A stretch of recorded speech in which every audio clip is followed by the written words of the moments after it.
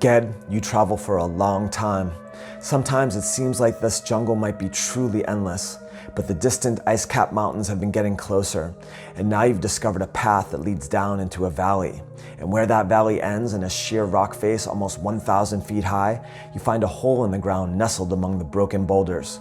You think it's a cave, but when you pick your way through the rubble to enter, you discover it's actually an access tunnel.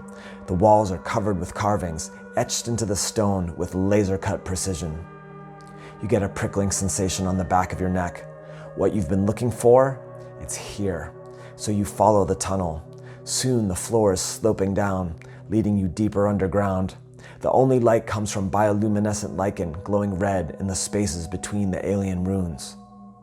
Weird thoughts start to occur to you. You remember a time when you were 15 and some kids you wanted to be friends with told racist jokes.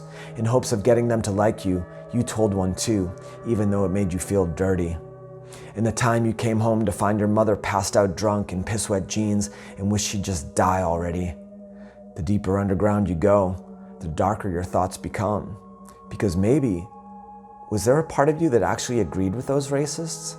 And honestly, shouldn't you just get your dad's shotgun out of the gun safe and put your mother out of her misery? And there's something you don't know, Ged, but you're about to learn.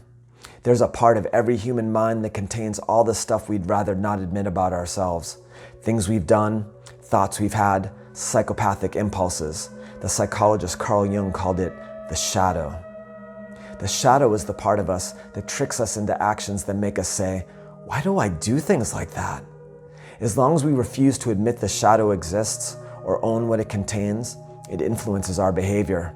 It has power over us. Here's your shadow now, standing before you in this cramped tunnel, a man-sized hole in the world blocking your way. You move right, it moves right. You juke left, it jukes left. There's no getting past it.